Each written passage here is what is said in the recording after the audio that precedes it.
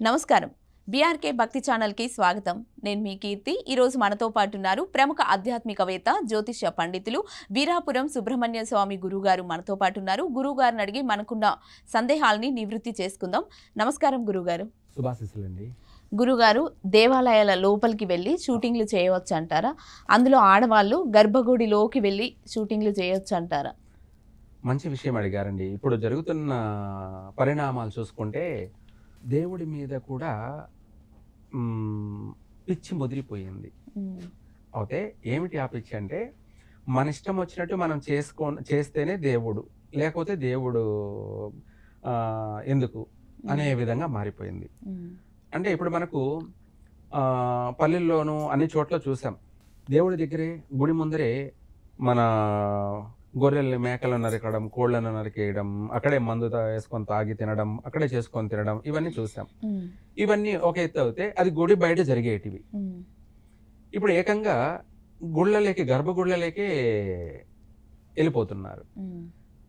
ఈ గర్భగుడి ఏంటంటే మనకు శాస్త్రోక్తంగా, ఆగమ శాస్త్ర ప్రకారంగా ఒక దేవాలయాన్ని, ఆ దేవాలయంలో గర్భాలయంలో, ఇందులో గర్భాలయము, అలాగే ఆలయము, మండపము, ముఖ మండపము, కళ్యాణ మండపము, ఇలా అనేక ప్రాంగణాలు ఉంటాయి. ఇవన్నీ ఎవరు ఎక్కడ ఉండాలి అన్నది అందులో నిర్ధారణ చేయడం.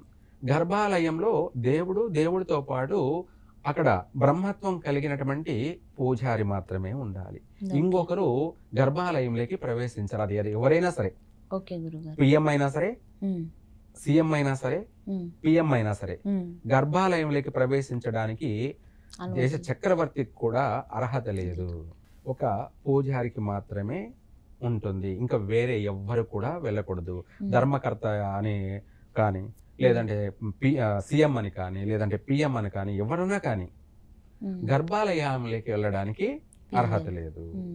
కావాలంటే ముఖ మండపం లేక వరకు మాత్రమే వెళ్ళవచ్చు. అది కూడా ఎవరు? సెలబ్రిటీ, ధర్మకర్త కావచ్చు, ఆలయాన్ని పోషిస్తున్నటువంటి ధర్మకర్త. అంటే ఆ ఆలయాన్ని అంతా కూడాను పోషణ బాధ్యతలన్నీ కూడా చూస్తున్నటువంటి వాడు ధర్మకర్త. అతను కానీ, లేదంటే సీఎం కానీ, లేదా పిఎం కానీ, వీళ్ళకి ముగ్గురికి మాత్రమే అది ముఖ మండపంలోకి మాత్రమే. అలాగే గర్భాలయంలోకి వెళ్ళడానికి అర్హత లేదు.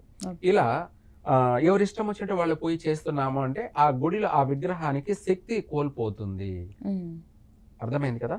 శక్తి కోల్పోతుందంటే మనిషి ప్రాణం ఉండంగా ఎలా ఉంటాడు, మనిషి చనిపోతే ఎలా ఉంటుంది అన్నట్టుగా ఆ విగ్రహం అనేది అక్కడ శక్తి అనేది కోల్పోతుంది. అందులో ఉన్న దైవత్వం అనేది అనే ఒక పాజిటివ్ వైబ్రేషన్ తో కూడుకున్న గాలి అనుకోండి. ఒక మాటలో చెప్పాలంటే గాలి అంటే వాయుదేవుడు.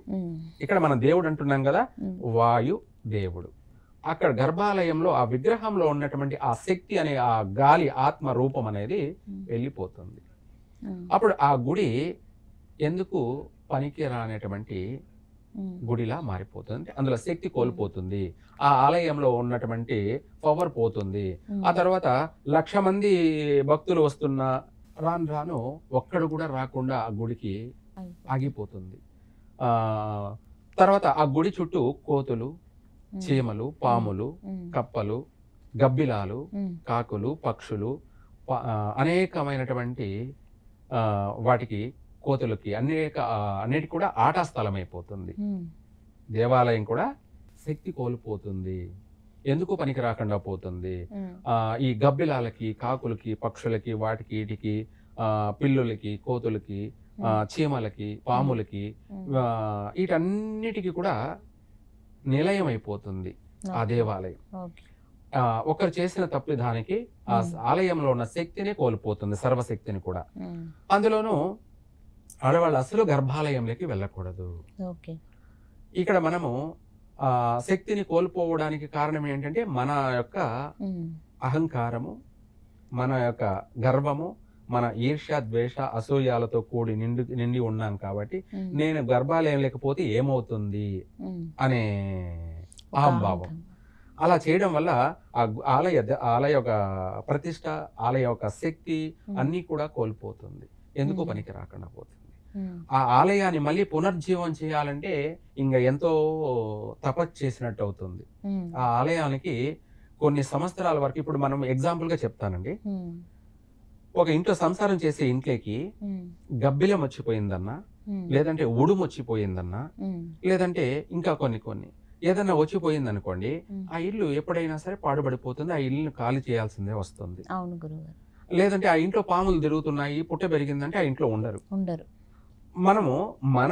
మనం ఉండే నివాసం ఉండే ఇంటికి మనమే అంత ఆలోచించేస్తే మరి దేవాలయాన్ని గురించి మనం ఎంత ఆలోచించాలి? అవును గురుగారు. మన ఇంటి గురించే మనం అంత ఆలోచన చేసాం. గబ్బిలం వచ్చిపోయింది ఏమవుతుందో, లేదంటే మా ఇంట్లంతా ఉడుము తిరిగిపోయింది, మా ఇంట్లోనే ఉడుము ఉంది, ఏమవుతుంది అని మనం ఎంతగానో ఆలోచిస్తాము, ఎంతగానో బాధపడతాం, భయపడతామే. అలాంటిది ఆ ఉడుము మన ఇంట్లోకి వచ్చిపోతే ఎలాంటిదో, ఒక అర్చకుడు తప్ప మిగతా వాళ్ళు ఎవరు వచ్చిపోయినా ఆ గర్భాలయంలోకి దోషమే. ఇతర వ్యక్తులు ఎవరు వచ్చిపోయినా ఉడుము వచ్చిపోయినట్టే, గబ్బిలాలు వచ్చిపోయినట్టేను. 100% ఆ దేవాలయం ఏ రోజుకైనా కూడా కిలబడిపోతుంది, అంటే పాడుపడిపోతుంది తప్ప అభివృద్ధి చెందదు. దానికి తోడు ఇంకా చెప్పాలంటే, ఇప్పుడు మీరు అన్నారు షూట్లు చేయడము, మనిషి పోతేనే తప్పని చెప్తే కెమెరాలు పట్టుకొని పోయి వీడియోలు తీసుకోవడం, సెల్ ఫోన్లతోనూ వీడియోలు తీయడము, షూటింగ్లు చేయడము అనేది అత్యంత అపరాధము, నేరము. భగవంతునికి మనము అపవిత్రాన్ని కలగ చేయడమే, అంటే గుడిని పాడు చేయడమే తప్ప గుడిని బాగు చేయడం కాదు. ఏదైనా సరే పాడు చేయాలంటే ఒక నిమిషమే, బాగు చేయాలంటే కొన్ని సంవత్సరాలు పడుతుంది. అవును గురుగారు, కొన్ని సంవత్సరాలు పడుతుంది. ఇప్పుడు మీరు ఇందాక అన్నట్టు గుడి మనకు ఆంధ్రప్రదేశ్లో ఒంటిమిట్ట కోదండరామస్వామి కొన్ని సంవత్సరాలు భక్తులు లేకుండా, రాకపోకలు లేకుండా ఆగిపోయి ఉండింది. ఏదో సంవత్సరానికి ఒకసారి అక్కడ తిరునాళ్ళ మారిగా జరిగేది. ఇదే శ్రీరామనవమి ఆ సందర్భాలలో మాత్రమే జరిగేది.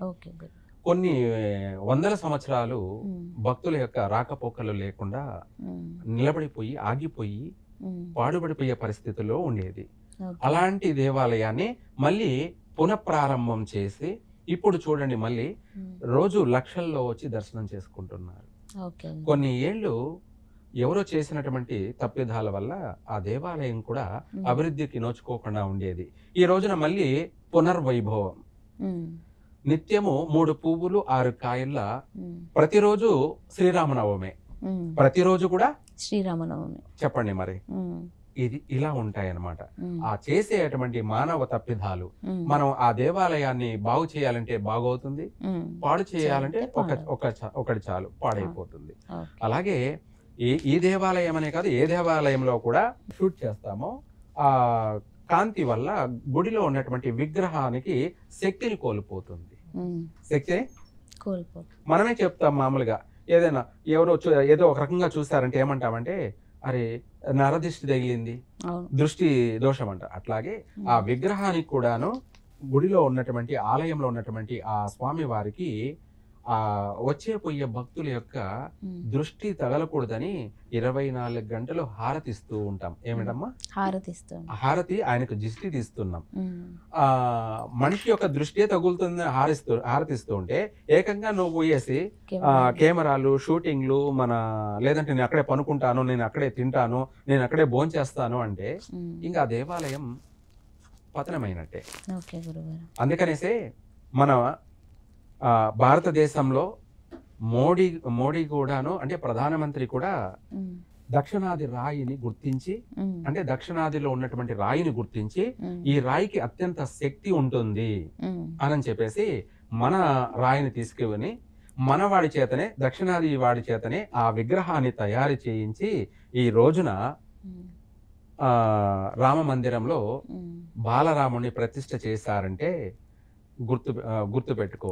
ఇక్కడ ఉన్నటువంటి విగ్రహానికి శక్తి ఉంటుంది, అత్యంత 100% శక్తి ఉంటుంది అని భారతదేశం అంతా కూడా గుర్తించి మన దక్షిణాది యొక్క రాయిని తీసుకుపోయి ఆ రాయిని బాలరాముడిగా రూపురేఖలను చెక్కి తయారు చేసి ఈ రోజున ప్రతిష్ఠ చేయడం వల్ల మళ్ళీ పునర్వైభవం వచ్చింది. ఎవరికి?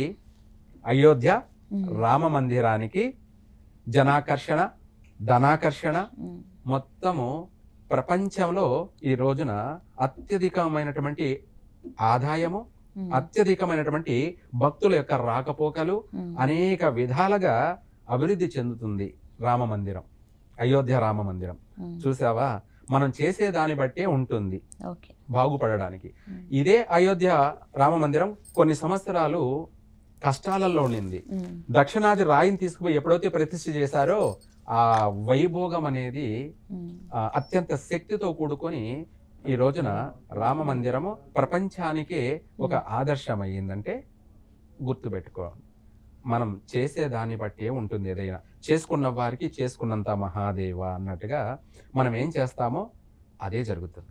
ఓకే. మంచి చేస్తే మంచి జరుగుతుంది, చెడు చేస్తే చెడు చెడే జరుగుతుంది. జరుగుతుంది.